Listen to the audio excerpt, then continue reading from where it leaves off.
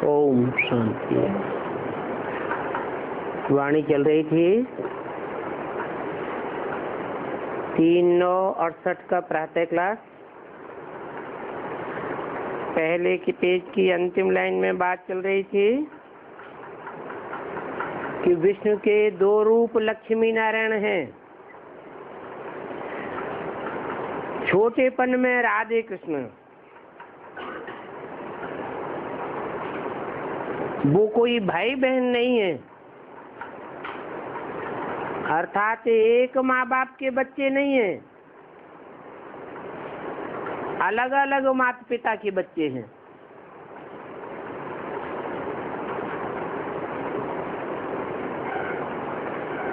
विष्णु की बात हो रही है। विष्णु संगम युग में होता है, सतयुग में विष्णु का पाठ नहीं कहेंगे। ब्रह्मा, विष्णु, शंकर, ये तीनों ही पाठधारी संगम युग के हैं।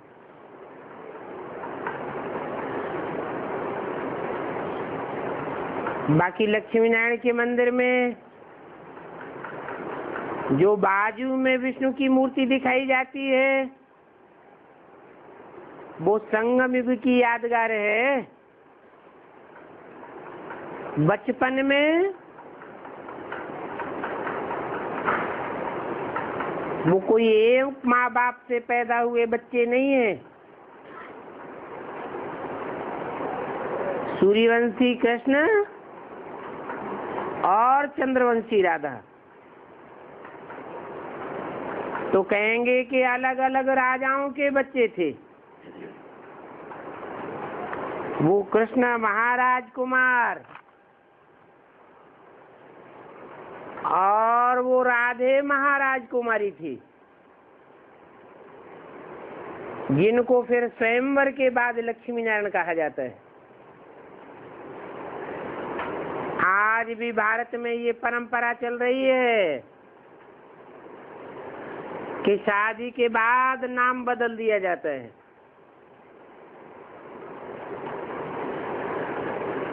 ये सभी बातें मनुष्य नहीं जानते हैं कि ये परंपराएं कब से चली आ रही है। 3/9/68 की वाणी का दूसरा पेज। जिनको कल पहले ये सब बातें बुद्धि में बैठी होंगी, उनको ही अभी भी बैठेंगी। उन लक्ष्मी नारायण, राधे कृष्ण आदि सभी के मंदिर हैं।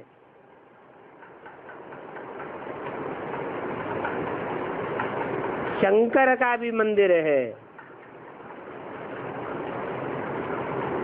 मंदिर संगमयुगी पाठधारियों की यादगार बने हुए हैं। विष्णु का भी मंदिर है, जिसको नर नारायण का मंदिर कहते हैं, अर्थात नर से डायरेक्ट नारायण बनने वाले, नारी से डायरेक्ट इसी जन्म में पढ़ाई पढ़ के लक्ष्मी बनने वाले।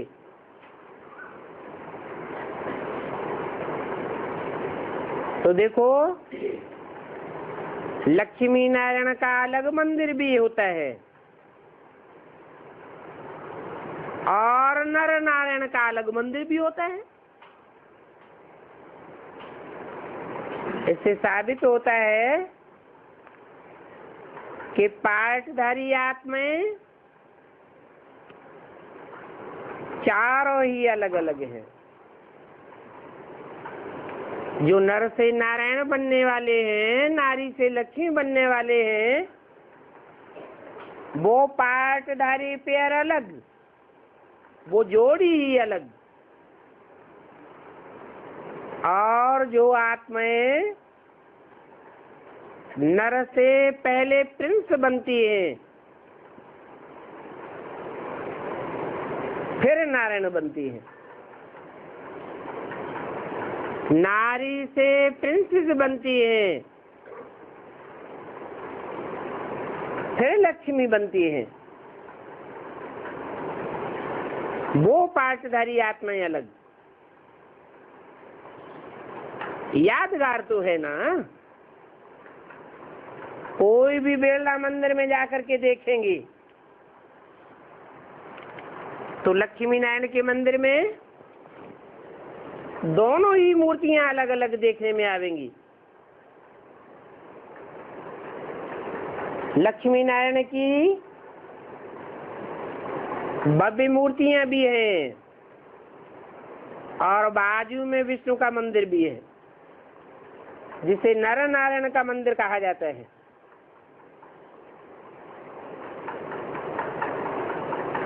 ब्रह्मा का भी मंदिर है।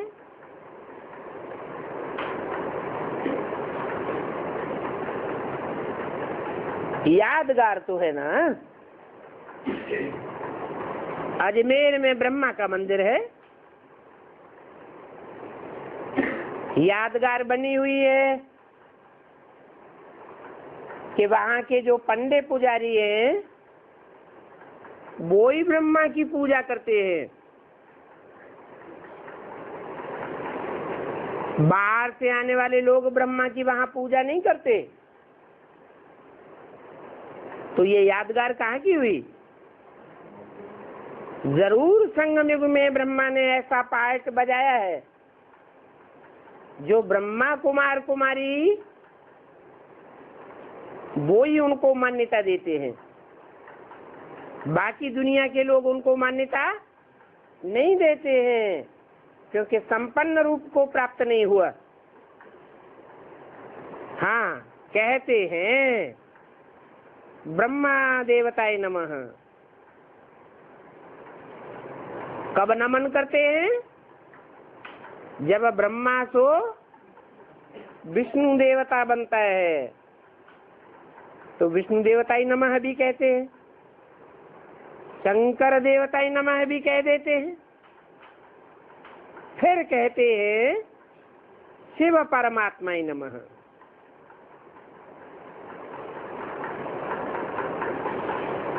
तो देखो, शिव हुआ परम पिता परमात्मा, बाकी सभी हैं देवताएं। तो शिव अलग हो गया, शंकर देवता अलग हो गया। दोनों आत्माएं अलग अलग पार्ट बजाने वाली हैं। ऐसे नहीं कि शिव शंकर दोनों आत्माएं एक हैं। नहीं, एक आत्मा जन्मण के चक्र में आने वाली है और एक आत्मा सदैव ही जन्मण के चक्र से न्यारी है। तो देवताओं को कब भगवान थोड़ा ही कहा जा सकता है। यहाँ इस दुनिया में तो तमो प्रधान मनुष्यों को भी भगवान कह देते हैं। तो बाकी फिर फर्क क्या रह गया? किसको कहा जाता है अंधेर नगरी अनबूझ राजा, टकासेर बाजी टकासेर खाजा। कुत्ते बिल्ले ठिक्कर भित्तर सबको भगवान कह देते हैं। अभी भगवान कहाँ और ठिक्कर बित्तर कहाँ? ठिक्कर बित्तर का पार्ट क्या है और भगवान का पार्ट क्या है?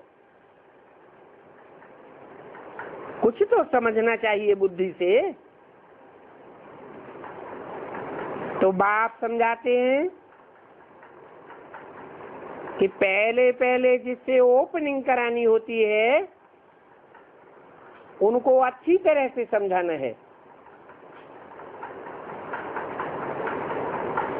कि विश्व में शांति स्थापन अर्थ भगवान ने फाउंडेशन तो लगाई दिया है। विश्व में शांति इन लक्ष्मी नारायण के राज्य में थी। ये लक्ष्मी नारायण ही सतयुग के मालिक थे। तो मनुष्य को नर से नारायण और नारी से लक्ष्मी बनाने के लिए भगवान ने ये गॉडली यूनिवर्सिटी खोली हुई है।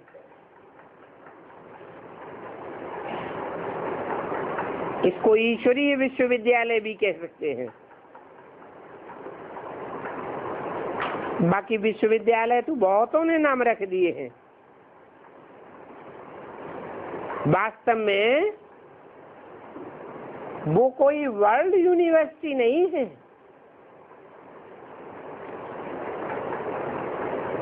यूनिवर्स तो वास्तव में सारे विश्व को कहा जाता है। सारे विश्व में बेहद का बाप एक ही कॉलेज खोलते हैं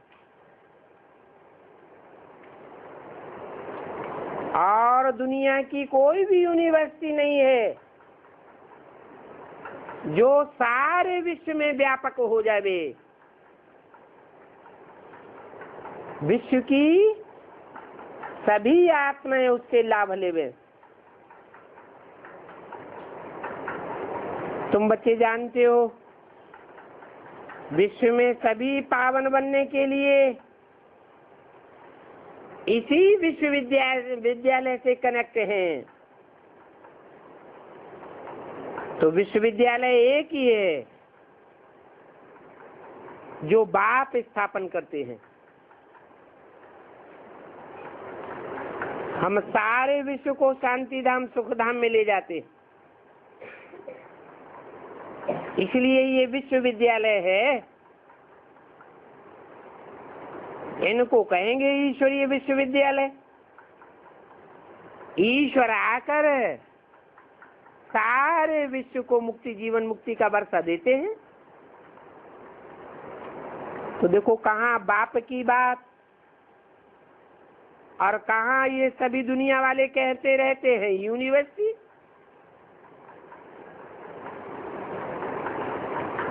उन यूनिवर्सिटीज में सारी यूनिवर्स का तो कल्याण होता ही नहीं।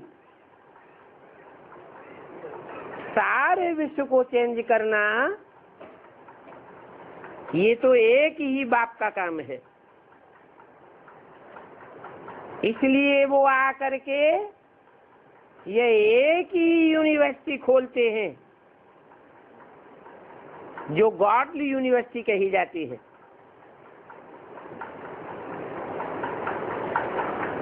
तो देखो गवर्नमेंट हमको ये यूनिवर्सिटी नाम नहीं रखने देती।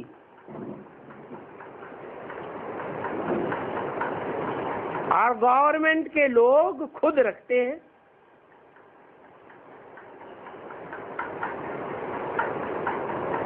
जिनका नाम यूनिवर्सिटी रखते हैं वो सारे यूनिवर्स का तो कल्याण करते ही नहीं।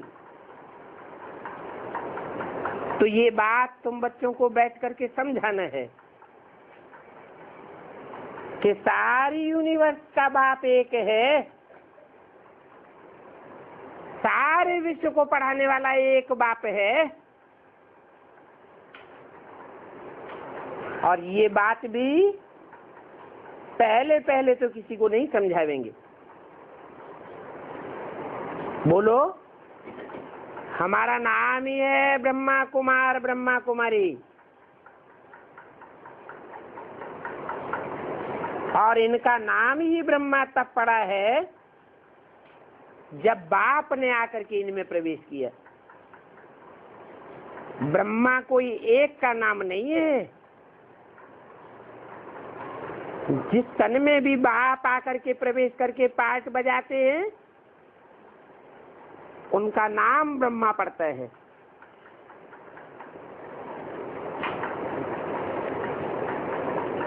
बाकी एक है मुकर्रर रथ, जिसको कहा जाता है प्रजापिता ब्रह्मा। ब्रह्मा नाम तो अनेकों के होते हैं, ब्रह्मा को पंचानन चतुरानन कहा जाता है, परंतु प्रजापिता ब्रह्मा तो मशहूर है और वो एक ही है। सारी मनुष्य सृष्टि को प्रजा कहा जाता है। ये 500-700 करोड़ की प्रजा है इस दुनिया में, उन सबका एक ही बाप है। सारी मनुष्य सृष्टि का एक ही बाप प्रजापिता है। तो वो शास्त्रों में भी उसका नाम मशहूर है, परंतु शास्त्रों में उसकी संपन्न स्टेज का नाम दिया हुआ है प्रजापति।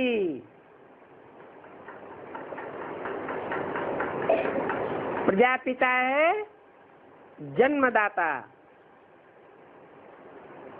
जन्म देने वाले को प्रजापिता कहा जाता है। अंत में जब वो सारे विश्व का मालिक कहा जाता है, बन जाता है, तो सारी प्रजा का पति कहा जाता है, विश्वपति कहा जाता है। तो उनसे पूछो कि शास्त्रों में जिस प्रजापिता या प्रजापति का नाम मशहूर है वो कहाँ से आया?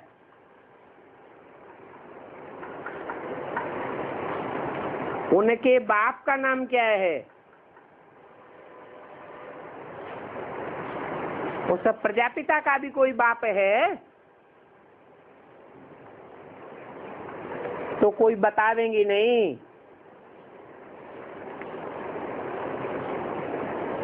ब्रह्मा को तो देवता कहा जाता है और देवताओं का बाप तो जरूर परमपिता परमात्मा ही होगा जो रचयिता कहा जाता है। वो कहते हैं कि मैं इनमें प्रवेश करता हूं और इनकी पहचान तुमको देता हूं।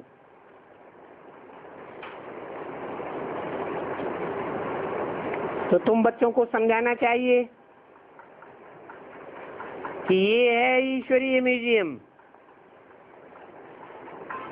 बाप कहते हैं मुझे बुलाया ही है कि आकर के पतित से पावन बनाओ। सारी दुनिया पतित बन पड़ी है। सारी दुनिया के मनुष्य मात्र के पतित संकल्प, पतित दृष्टि, पतित वृत्ति, पतित वाइब्रेशन, पतित वाचा और कर्मेंद्रियों से कर्म भी पतित बन चुके हैं। तो बाप आकर के ऐसे पतित मनुष्यों को पावन बनाते हैं। पावन देवताओं को कहा जाता है। मनुष्य को देवता बनाना ये एक ही बाप का काम है।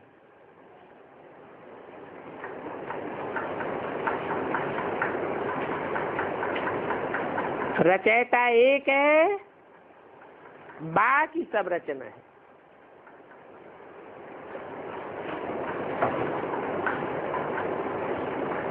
तो सोचना चाहिए, सोच करके बताना चाहिए कि उस रचयिता बाप की पहली पहली रचना कौन है?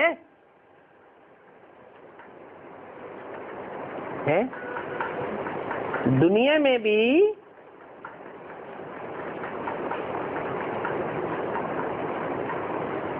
परिवार होते हैं।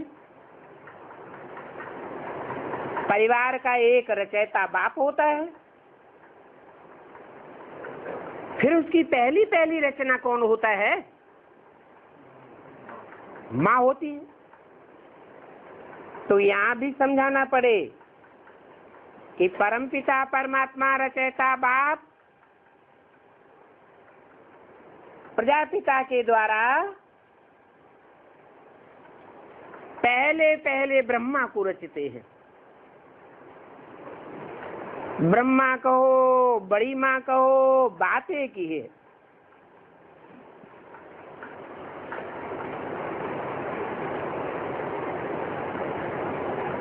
कोई से पूछो, ब्रह्मा ने सृष्टि रची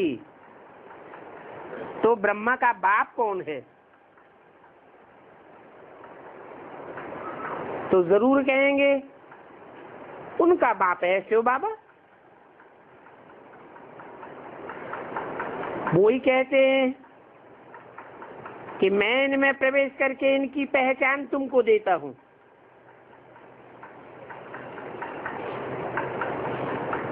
किनकी पहचान देता हूं?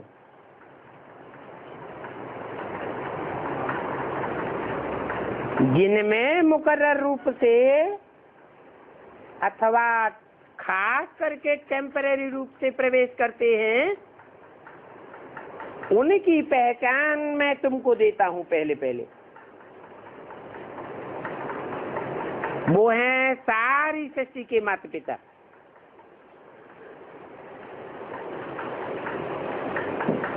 रामकृष्ण की आत्माएं।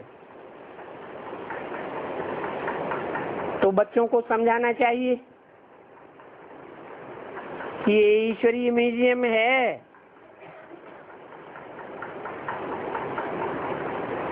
अब बाप कहते हैं हे बच्चों, हे आत्माओं, तुम अपने बाप को याद करो तो तुम पतित से पावन बन जावेंगे। जैसे को याद करेंगे वैसे ही बन जावेंगे। आत्माओं का बाप सदैव पावन है, एवर प्योर है। उसको सदा शिव कहा जाता है। उसकी याद से सात पतितों को पावन बनाया जा सकता है। वो कहते हैं मन मना भव।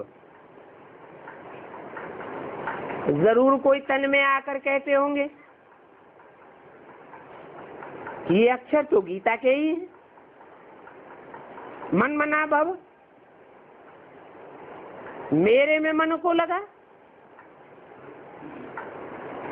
तो भगवान एक ही है, पतित पावन ज्ञान का सागर है।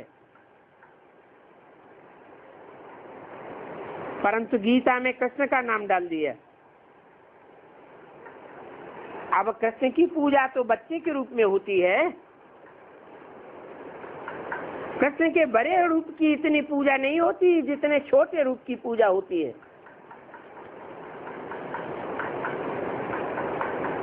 बच्चे को तो बच्चा बुद्धि कहा जाएगा।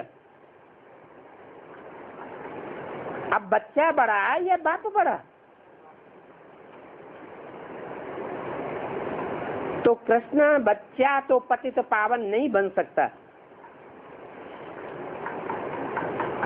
वो पतित दुनिया में आ भी नहीं सकता। कौन? कृष्ण। इस पतित दुनिया में कृष्ण की आत्मा पतित ब्रह्मा के रूप में हो सकती है, परंतु कृष्ण के रूप में 16 कला संपूर्ण कृष्ण के रूप में नहीं हो सकती। पतित दुनिया में पतित पावन बाप ही आवेंगे।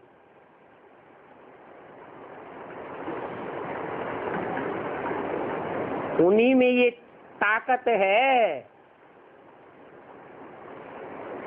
कि पतित दुनिया में और पतित तन में प्रवेश करें और उनको संग के रंग का लेश मात्र भी न लगे। बाकी 16 कला संपूर्ण कृष्ण की तो बेसात ही क्या। कोई भी दुनिया के बड़े से बड़े great fathers, Ibrahim, Buddha, Christ आदि, जिनको दुनिया की बड़े से बड़ी जनरेशन फॉलो करती है, उनको भी पतित पावन नहीं कहा जा सकता। वो भी इस पतित दुनिया में आकर पतितों के संग में रह करके पतित बन जाते हैं, कोई भी वापस नहीं जा सकते। बाप ही आकर के वापस जाने का रास्ता बताते हैं। अगर कोई ने रास्ता बताया होता, खुद पतित से पावन बने होते, तो उनके फॉलोअर्स भी बनते। लेकिन देखने में आता है कि हर धर्म के फॉलोअर्स और हर धर्म के बाशिंदा, हर धर्मखंड के बाशिंदा पतित स्टेज में जा रहे हैं। मेंटलिटी सबकी गिरती जा रही है। तो बाप कहते हैं मैं सारी दुनिया को आकर के पावन बनाता हूं।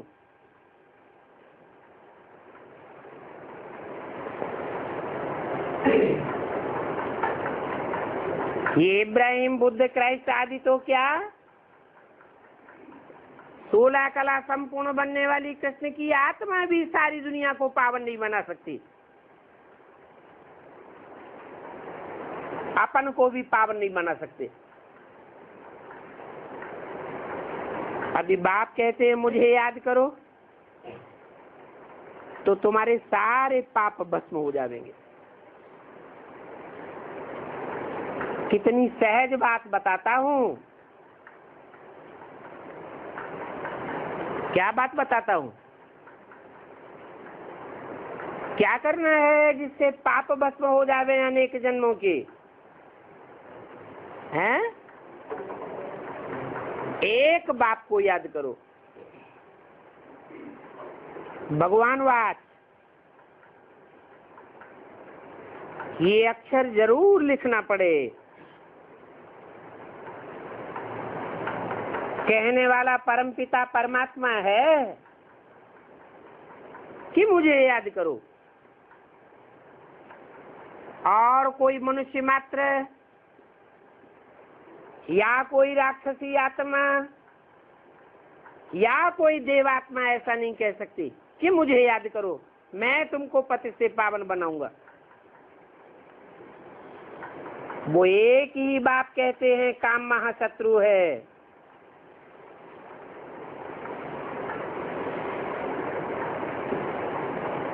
इस काम को जीतो। काम जीते जगत जीत कहा जाता है। इसलिए रास्ता बताते हैं कि अभी तो ये दुनिया ही भस्म होने वाली है। इस भस्म होने वाली दुनिया में जो कुछ भी इन आंखों से देखते हो वो सब भस्म हो जाएगा।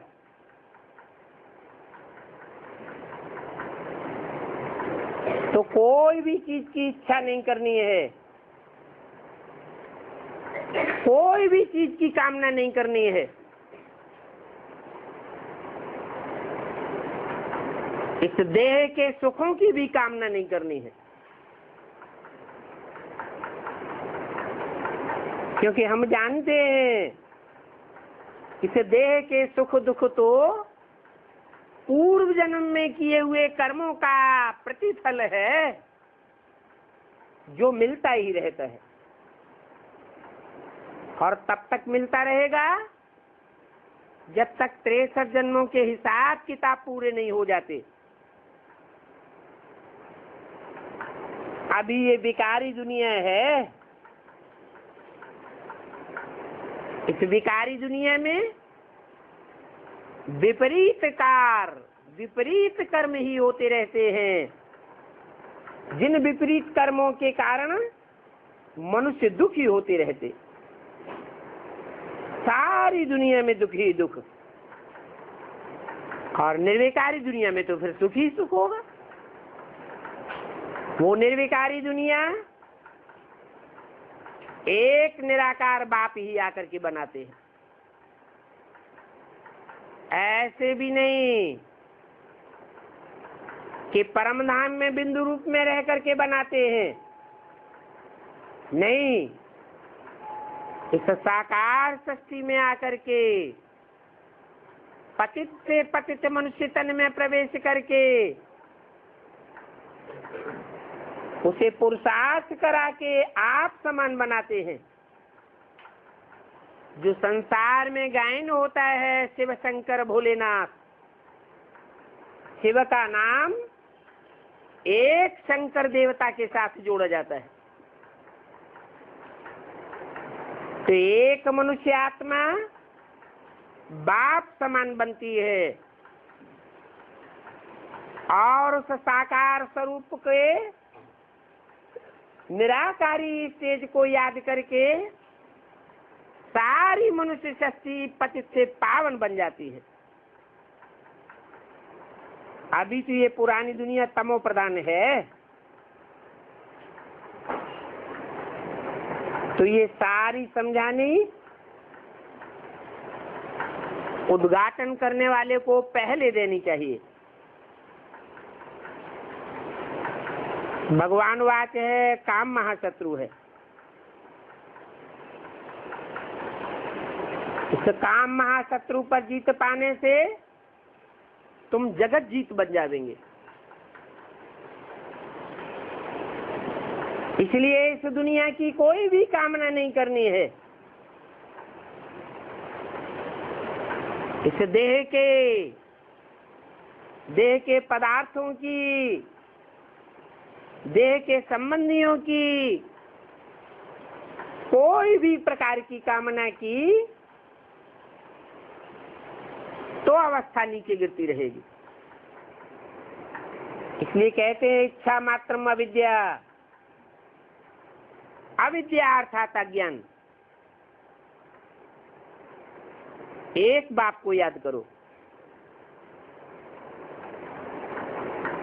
वो एक बाप ही सदा अविनाशी है। इसलिए बोला इस सृष्टि पर सदा कायम कोई चीज नहीं है, क्योंकि सारी दुनिया का विनाश होने वाला है। इस सृष्टि पर सदा कायम एक ही शिव बाबा है। तो सदा कायम रहने वाले को याद करना चाहिए या विनाशी को याद करना चाहिए? हम भी उनको याद करते हैं, हम भी अविनाशी को याद करते हैं।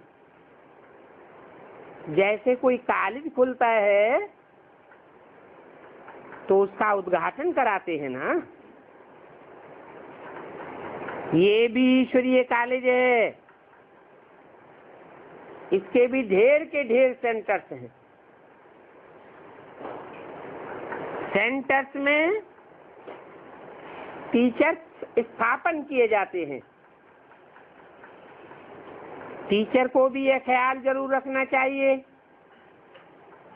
कि बाप नए नए सेंटर्स पर अच्छी अच्छी ब्राह्मणियों को रखते हैं। इसलिए ब्राह्मणियों को जल्दी जल्दी आप समान बनाकर फिर और सेंटर्स पर भागना चाहिए, सर्विस को और ज्यादा उठाने के लिए। ऐसे नहीं कि सदैव के लिए एक ही सेंटर पर बैठ जाएं जिंदगी भर के लिए। तो बाप आगे चल करके देखेंगे कौन कौन ठीक रीति मुरली पढ़ करके सुना सकते हैं और उसका ठीक अर्थ सुना सकते हैं, समझा सकते हैं। तो उनको कहेंगे अभी तुम यहाँ बैठ करके क्लास कराओ। ऐसे ट्रायल कराए, उनको बिठाए, खुद आगे की ओर चला जाना चाहिए।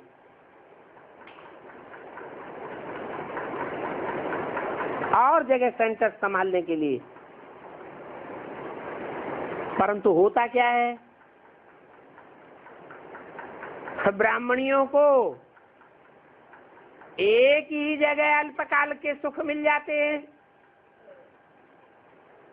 तो आराम से बैठी रहती है। तो समझते हैं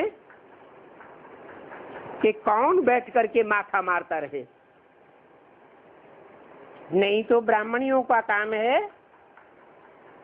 एक सेंटर जमाए दूसरे पर जाना,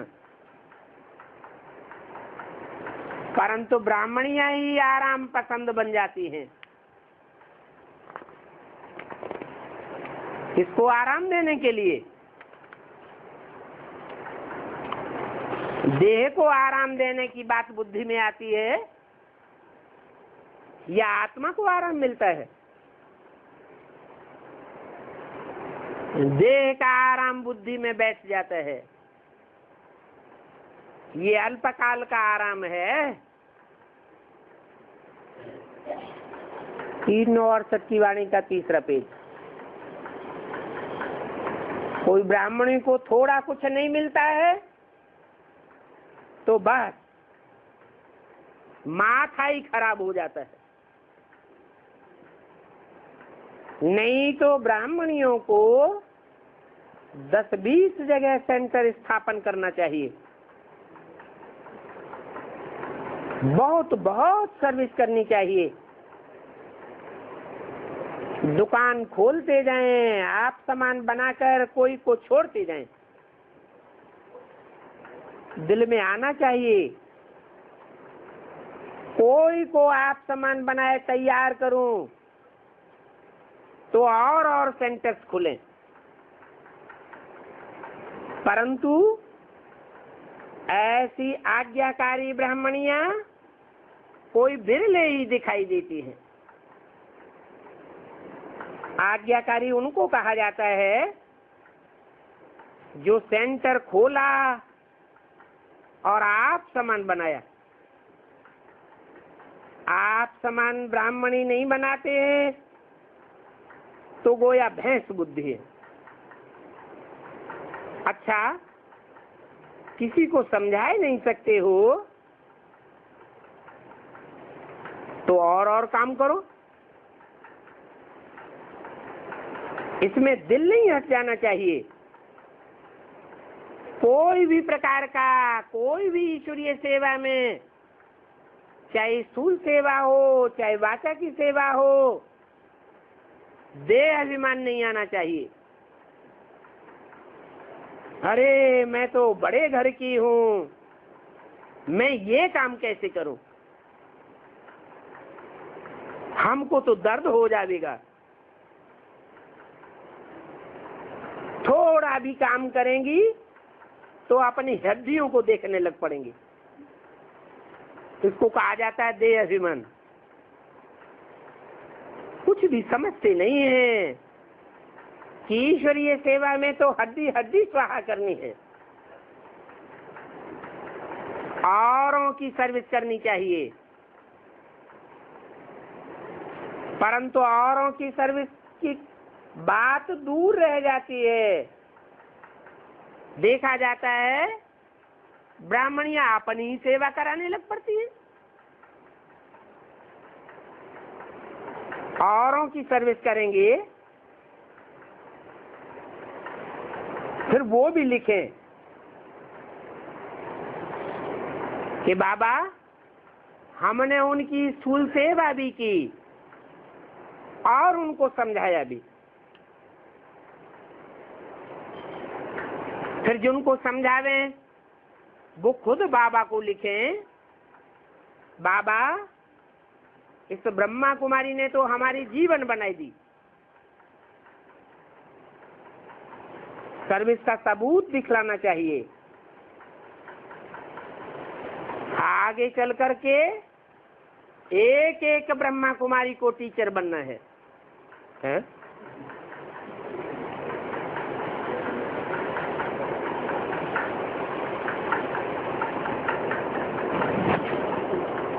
आप ही लिखें, बाबा हमारे पिछाड़ी ढेर संभालने वाले तैयार हो गए। हमने बहुतों को आप समान बनाया है, तो हम क्यों न सेंटर खोलते जावें। ऐसे ऐसे बच्चों को बाबा कहेंगे फूल, सर्विस ही नहीं करेंगे, देहाभिमान आता रहेगा, तो फूल कैसे बनेंगे? फूलों का भी बगीचा होता है ना। तो कोई भी उद्घाटन करने वाले को समझाना चाहिए, हम ब्रह्मा कुमार कुमारियां हैं, शूद्र से ब्राह्मण बन करके फिर ब्राह्मण से देवता बनते हैं। क्या हमारी डबल मशीनरी है? पहले पहले सारी दुनिया शूद्रों की है, शूद्रों को ब्रह्मा द्वारा ब्राह्मण बनाया जाता है। फिर जो ब्राह्मण बनते हैं, पवित्र बनते हैं, ब्रह्मा के मुख की निकली हुई बात को मानते हैं, जानते हैं और उन बातों के अनुकूल अपना जीवन बनाते हैं, उनको ब्राह्मण कहा जाता है। उन ब्राह्मणों को शिक्षा दे करके फिर देवता बनाया जाता है। किसके द्वारा? प्रजापिता तो पतित है, देवता है तो पावन होते हैं।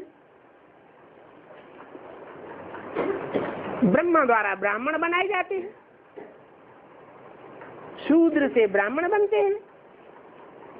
बनाने वाला है बाप, बनाता किसके द्वारा है? ब्राह्मण किसके द्वारा बनाता है? ब्रह्मा द्वारा ब्राह्मण बनाता है। ये हुई एक मिशनरी। उसके बाद है दूसरी मिशनरी। कौन सी है?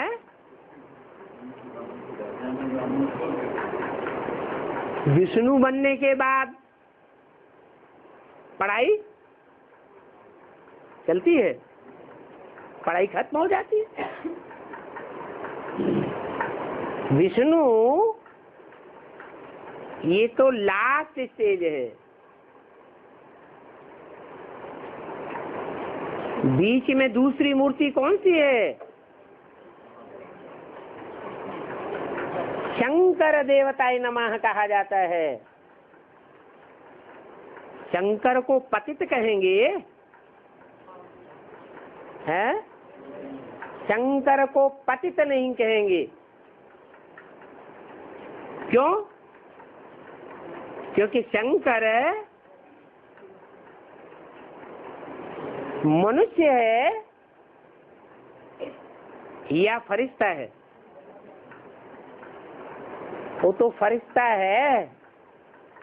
फर्श की दुनिया में रहते हुए भी मन बुद्धि रूपी आत्मा फर्श की दुनिया वालों से उपराम होकर के रहती है, उनमें अटैच नहीं होती।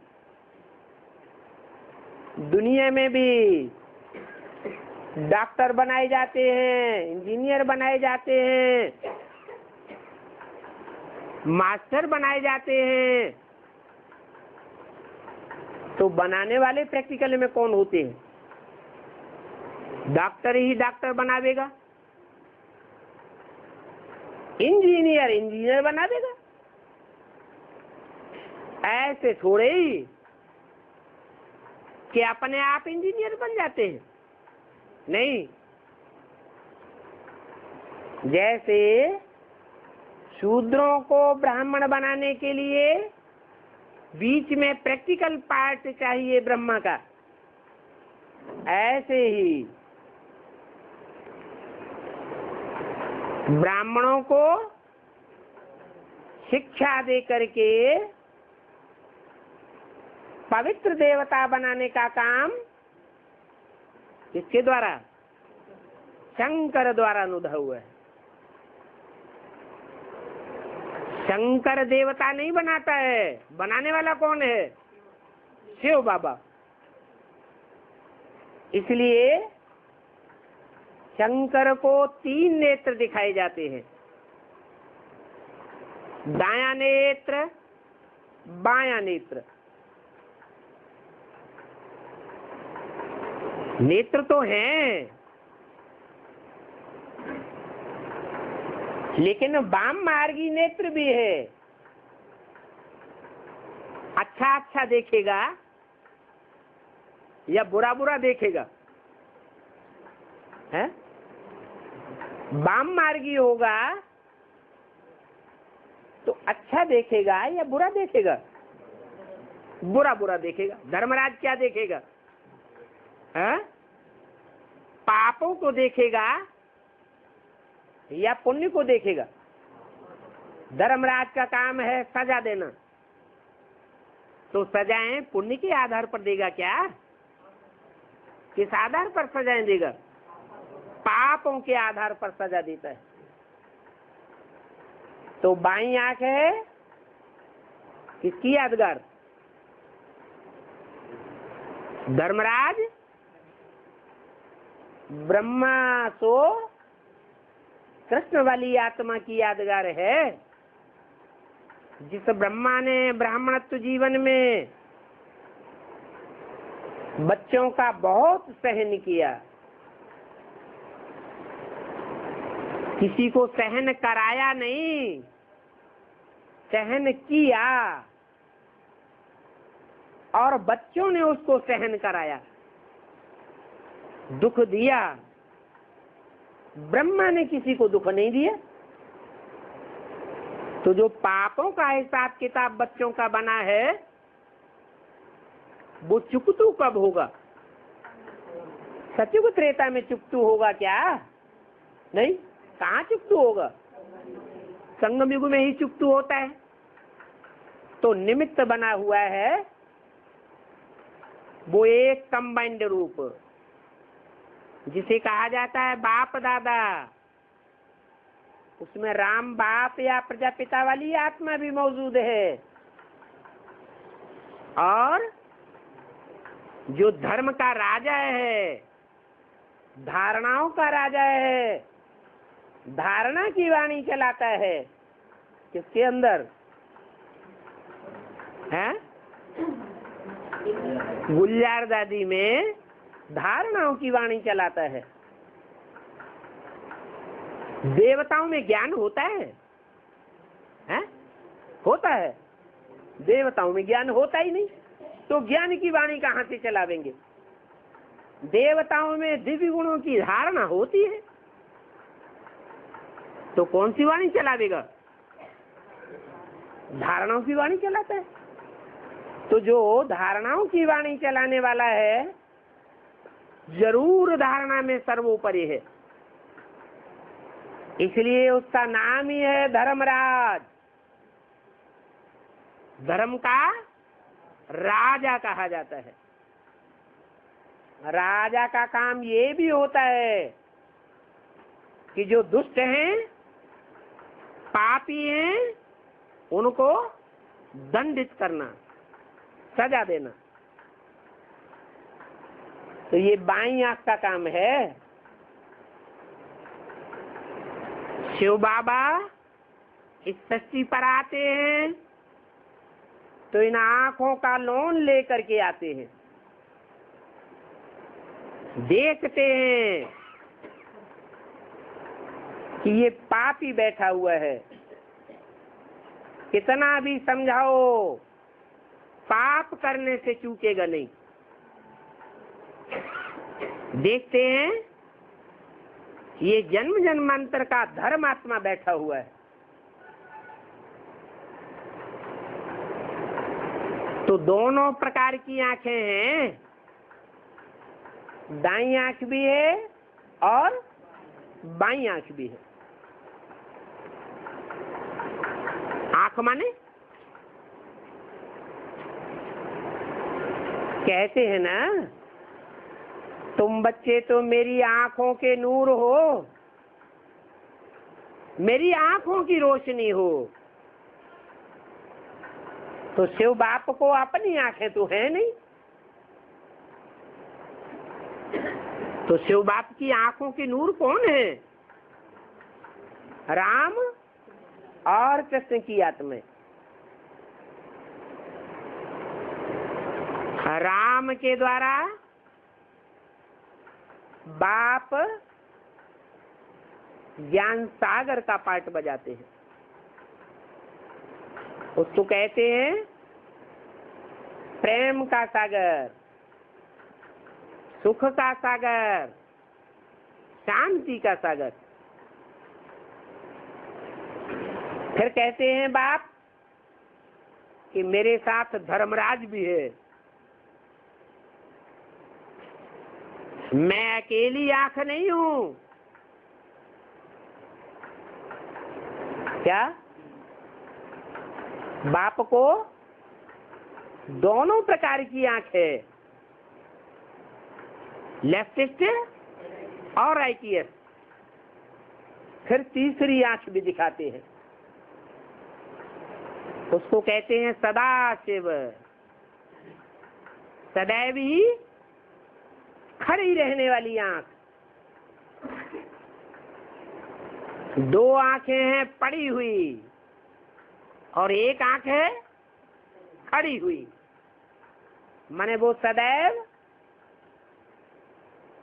खड़े रहने और खड़े रखने का पुरुषार्थ कराती है।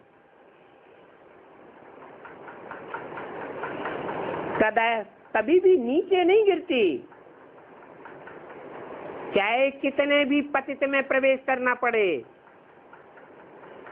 पतित से पतितों के संग में आने के बावजूद भी वो कभी पुरुषार्थ में गिरती नहीं। सदैव ही निराकारी, निर्विकारी, निरहंकारी स्टेज में रहने वाली आंख।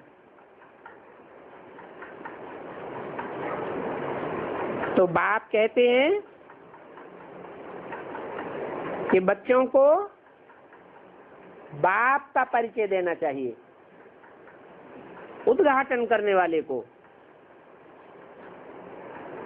बाप का परिचय ही नहीं देंगे तो उनसे उद्घाटन कराने से कोई फायदा नहीं। बाप इस ब्राह्मण कुल, सूर्यवंशी, चंद्रवंशी कुल की स्थापना करते हैं। क्या? कौन कौन से वंश की? सिर्फ सूर्यवंशी कुल की स्थापना नहीं करते हैं, सूर्यवंशी के साथ साथ चंद्रवंशी कुल की भी स्थापना होती है। सूर्यवंशी कुल से कृष्ण प्रख्यात होता है और चंद्रवंशी कुल से राधा की प्रत्यक्षता होती है। चंद्र कहा जाता है ज्ञान चंद्रमा ब्रह्मा को। वो ज्ञान चंद्रमा ब्रह्मा ही शंकर के मस्तक में दिखाया जाता है। सूर्य कहा जाता है तीसरे नेत्र को। तीसरा नेत्र है स्वयं बाप शिव, जो आत्माओं का बाप है। आत्मा आत्मा आपस में भाई भाई होते हैं। तो जो भाई भाई की स्टेज को पकड़ते हैं, अपनी संपन्न स्टेज के पुरुषार्थ में भाई बहन भी नहीं, एक दूसरे को भाई बहन की दृष्टि से भी देखने के आदी नहीं बनते। क्या दृष्टि रहती है? हम आपस में भाई भाई हैं। तो कौन सी माला है? जो भाइयों की माला है। स्वभाव संस्कार से सभी भाई भाई हैं। उस माला का नाम है रुद्रमाला। वो बाप की माला है। फिर है विजय माला, चंद्रवंशियों की माला है। वो माला बनाने का मुखिया कौन है? सूर्यवंशियों की माला बनाने का मुखिया है सूर्य। जो बोला है मैं जब आता हूं तो पहले पहले किसको ज्ञान देता हूं? सूर्य को देता हूं। तो राम बाप है ज्ञान सूर्य और कृष्ण की आत्मा है ज्ञान चंद्रमा। उसको जो फॉलो करने वाली विशेष आत्माएं हैं उनका ग्रुप चंद्रवंशी ग्रुप कहा जाता है। ये दो वंश की स्थापना बाप आकर के करते हैं। इस समय तो सारी दुनिया शूद्र वर्ण की है। ये क्यों कह दिया है? जब बाप आया हुआ है सूर्य की भी पहचान दे रहा है, चंद्रमा का पाठ बजाने वाले की भी पहचान दे रहा है, और सूर्य और चंद्र को फॉलो करके जो सूर्यवंशी और चंद्रवंशी बनते हैं उनकी भी नंबर बार पहचान दे रहा है। तो फिर योग क्यों कह दिया कि अभी सारी दुनिया शूद्रों की है?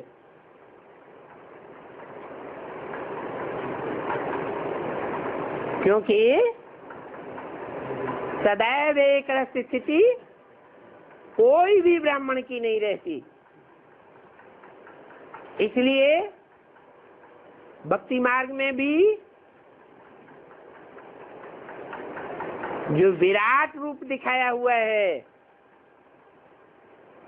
उसमें ब्राह्मणों को नहीं दिखाते हैं। मस्तक समान देवताएं दिखाए हैं, क्षत्रिय दिखाए हैं, भुजाओं में पेट में वैश्य दिखाए हैं, पांव में शूद्र दिखाए हैं। ब्राह्मणों का नाम निशान ही उड़ा दिया। सिर्फ ब्राह्मणों का ही नहीं, प्रजापिता का भी नाम उड़ा दिया। क्यों उड़ा दिया है? ब्राह्मण तो चोटी समान है, उनको क्यों नहीं दिखाते? सारे अलंकार विष्णु को क्यों दे दिए हैं? अलंकार इस समय ब्राह्मण धारण करते हैं या कोई विष्णु दिखाई पड़ता है?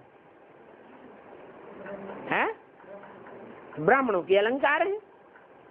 फिर वो ब्राह्मणों को दिखाए क्यों नहीं जाते भक्ति मार्ग में? वो यादगार क्यों नहीं देखने में आती? क्योंकि ब्राह्मणों की अवस्था नीचे ऊपर होती रहती है। जब अवस्था ही नीचे ऊपर होती रहती है तो उनका यादगार तैयार नहीं हो सकता।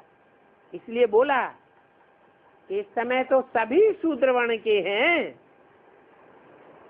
कोई भी छाती ठोक कर नहीं कह सकता कि हम पक्के ब्राह्मण सो देवता बन चुके हैं। हाँ, सतयुग में देवता वर्ण के थे, अभी सत्ययुग है या कलयुग है तो संगम युग। लेकिन संगम युग में भी हम सत्य स्टेज में रहते हैं या झूठ की स्टेज में आ जाते हैं। माया रावण हमको झूठा तो नहीं बना देती। क्षत्रिय वैश्य और शूद्र वर्ण के तो बाद में बने। हाँ, सिवाय ब्राह्मण बनने बिगड़ देवता वर्ण में कोई जा नहीं सकता। पता नहीं उनको ये बातें समझाई है या नहीं समझाई है। उद्घाटन करने वाले को बताना चाहिए कि ये वर्ण ऐसे ऐसे करते हैं। पहले कौन सा वर्ण? जब नई सृष्टि रची गई तो पहला पहला कौन सा वर्ण? ब्राह्मण वर्ण। ब्राह्मण सो देवता बनते हैं, देवता फिर क्षत्रिय बनते हैं, क्षत्रिय वैश्य शूद्र बनते हैं। तो बाबा जानते हैं कितने पॉइंट्स ऐसे हैं जो बच्चे भूलते ही रहते हैं। ओम शांति।